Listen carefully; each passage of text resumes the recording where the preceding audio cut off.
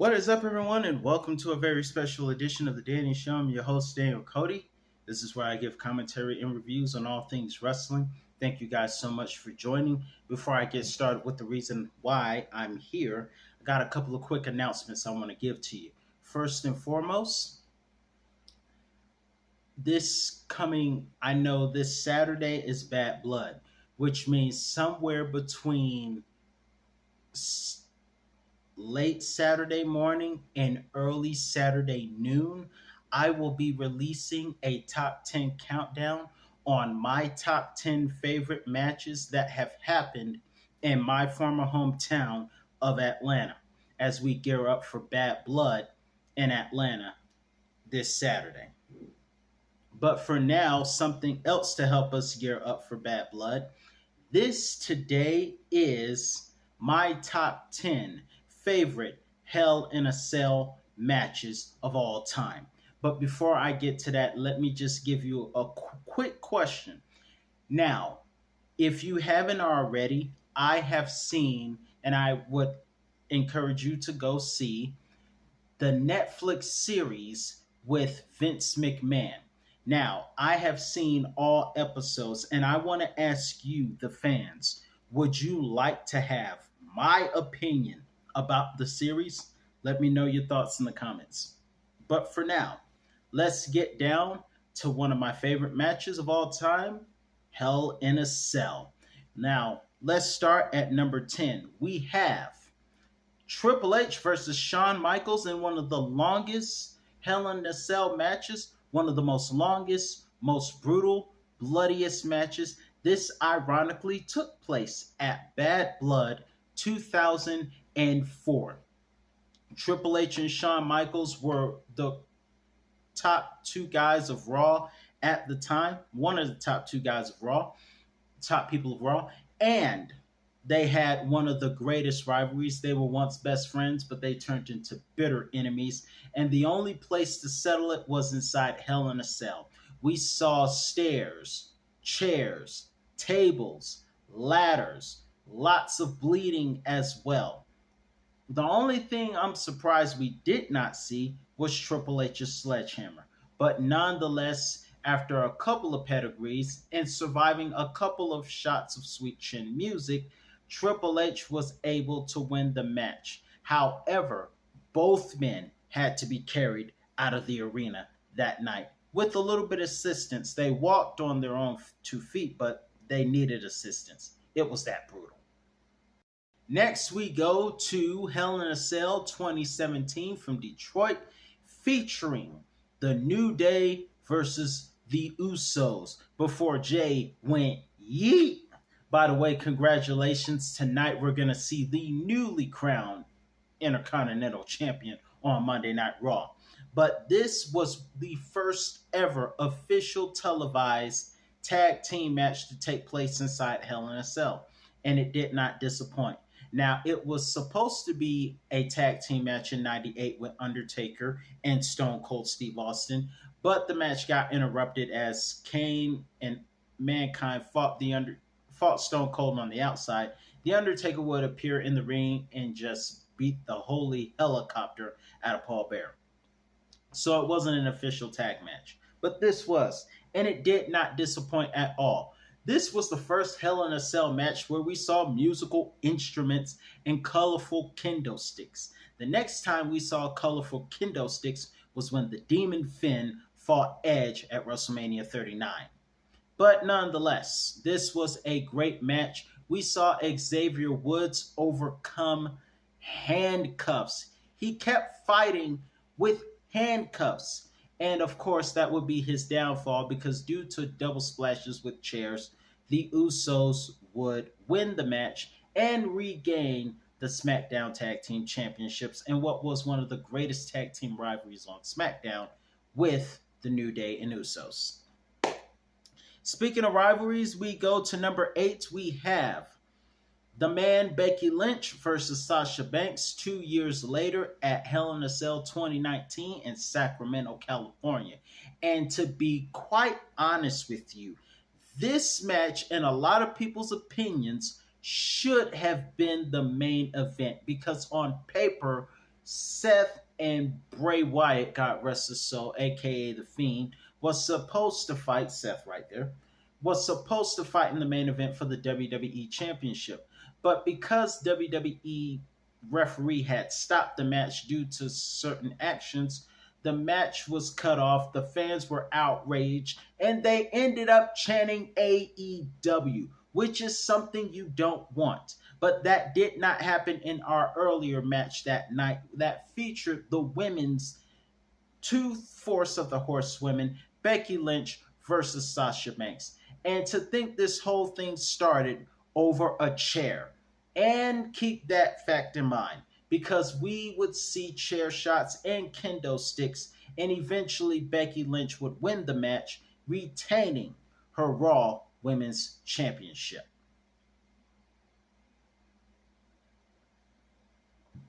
Next on this list, we go to number 7, and this is the Armageddon Hell in a Cell match in 2000. There has never been another Armageddon match after this. I actually did a short where I did my own fantasy warfare of an Armageddon Hell in a Cell match. I will link that up to you in the cards. Be sure to check that short out. But in any event, this, I really enjoyed this one because this had everyone in the Attitude Era, the top guys, including Stone Cold Steve Austin, The Undertaker, The Rock, Triple H, Jey Uso's father, Rikishi, and the WWE champion at the time, Kurt Angle. The odds were not in Kurt Angle's favor. They fought inside the cell. Vince McMahon came and tried to break the cell open, which only spilled the chaos to the outside, and they fought on the demolition car stage, which Armageddon was set up for. Pedigrees on top of the demolition cars, and amongst other things happened during that match. But in the end of the match, oh, by the way, we can't talk about Hell in a Cell without talking about this gentleman here making everyone famous. And that time, it was Rikishi being chokeslammed from the top of the cell onto the ground. And in case we haven't learned, don't fight The Undertaker on top of Hell in a Cell. But nonetheless, Kurt Angle would win this match and retain the WWE Championship. However, he did not perform the move that helped him go for the pinfall, but he did receive the stunner after the match was over. Now, going forward to number 6, we have Triple H versus Batista, Vengeance 2005 for the World Heavyweight Championship right here. And this match was the third match in the trilogy at the time in the rivalry of Triple H versus Batista. Batista winning all 3.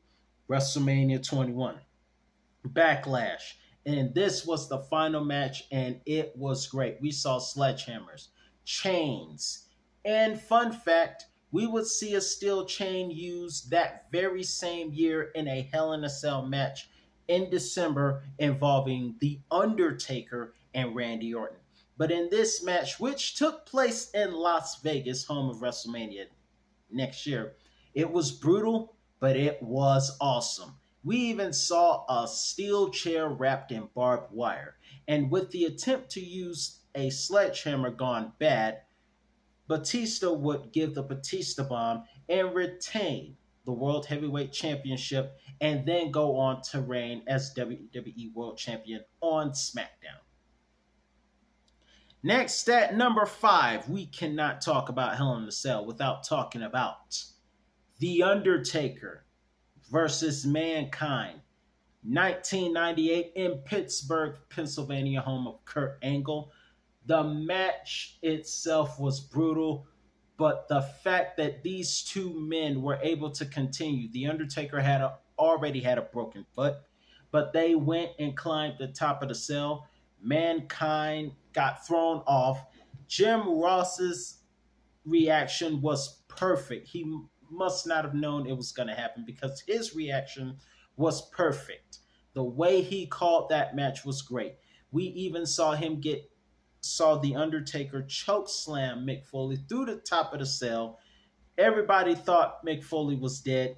Jim Ross wanted the match to stop, but they kept on going. And the fact that The Undertaker jumped off the top of the cell down with a broken foot is something else. The match continued. We saw Mick Foley tooth hanging out of his nose. We saw thumbtacks. And of course, Mick Foley got chokeslammed through the thumbtacks and tombstone for the victory. And both men, Undertaker and Mankind, showed up to interfere in the main event with Kane and Stone Cold Steve Austin. If you can believe that.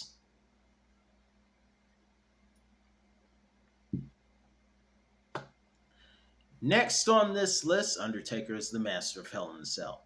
Speaking of Undertaker, this brings us to our next match, a man that The Undertaker has baptized in the cell. We have Edge versus Seth Rollins at Crown Jewel 2021. And in my personal opinion, and some may agree with this match was the opening match for Crown Jewel, but quite frankly, it should have been the closing. It was that good. We saw chairs, ranches, we saw steel chains, but nonetheless, this match was the rubber match because Edge had won at SummerSlam. Seth won at SmackDown Madison Square Garden. This was the rubber match, and it was a great match. We even saw Edge go back to 2008, going for a chair-used elbow from the top of the ladder, reiterating that he understood what Mick Foley taught him. Nonetheless, great match, but in this one, Edge would win, if my memory serves me correctly, by submission. Oh, no. He didn't win by submission. He used Seth's move. That's crazy. You win a match using someone else's move. Next, at number 3, we have one of the greatest Hell in a Cell matches and WrestleMania matches combined. This took place at WrestleMania 28 with Shawn Michaels as the special guest referee in Miami, Florida. This is The Undertaker versus Triple H. Fun fact, twice Miami, Florida has hosted a Hell in a Cell match, and both times The Undertaker has been a part of those matches. And this particular time, unlike last, The Undertaker actually won. And it was a rematch from WrestleMania 27, which, fun fact, took place where Bad Blood is taking place in my former hometown of Atlanta. But this match was so great. And to this day, my favorite part was when The Undertaker kicked out of the Sweet Chin Music and Pedigree combo. To this very day, I still love that part. It still jumps me out of my seat. One of the best parts. But in the end, a tombstone after the use of the sledgehammer was what won the match. And in the end of the match, both men stood together on the ramp and hugged each other, showing sportsmanship, as the match was dubbed the end of an era. Next, at number 2, we have Cody Rhodes versus Seth freaking Rollins in Chicago, Hell in a Cell 2022. This is a match where now WWE Champion Cody Rhodes fought Seth Rollins, who had wore attire to mock Father Dusty Rhodes. Seth Rollins came out mocking Dusty. Cody Rhodes came and fought a 5-star match with a torn bicep muscle. And we saw tables, we saw sledgehammers, we saw use of Triple H's finishing moves. And much like Batista versus Triple H, this was a clean sweep rubber match between Cody Rhodes and Seth. Cody winning at WrestleMania, Cody winning at Backlash. And inside Hell in a Cell, much like Batista, This was the rubber match, and Cody Rhodes won, and very fittingly so, it was the main event of that night, and rightfully deserved.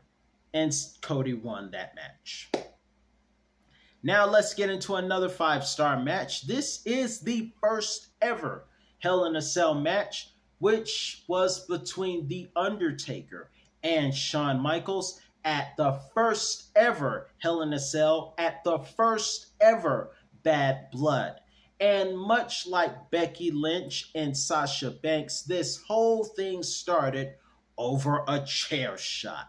And so in this match, which was a prolonged issue that was supposed to be settled at Ground Zero, but didn't, these two fought inside Hell in a Cell, and Undertaker beat Shawn like he owed him money, as he likes to say.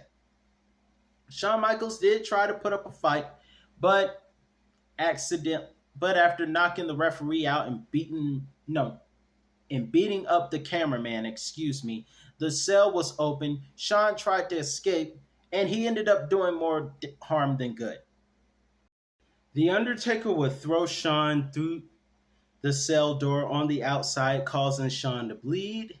They would fight atop the Hell in a Cell, and after Shawn tried to escape, he got his hand stomped on by The Undertaker, which caused Shawn Michaels to fall halfway off the cell onto the announce table, and it was about to be finished with a chair shot to the head, and Undertaker was getting ready to go for the tombstone, and then the lights go out, and Vince McMahon, before he was a pervert, made one of the he kind of was, but in any event, he made one of the most famous lines that helped sell Kane's character well, because as Kane made his entrance to the ring, Vince famously quoted, "That's got to be Kane." And Kane would go for the tombstone, tombstoning his brother, which helped Shawn Michaels win a match he wasn't supposed to win on paper. And it was the first ever Hell in a Cell match in St. Louis. Now, those are my top 10 favorite Hell in a Cell matches. Let me know in the comments which one was yours. I'm your host, Daniel Cody. That's all the time I have for you today, and I'll be back with another review on all things wrestling. Also, there is a Fantasy Warfare top 10 Hell in a Cell matches up. Be sure to check that out. See you next time.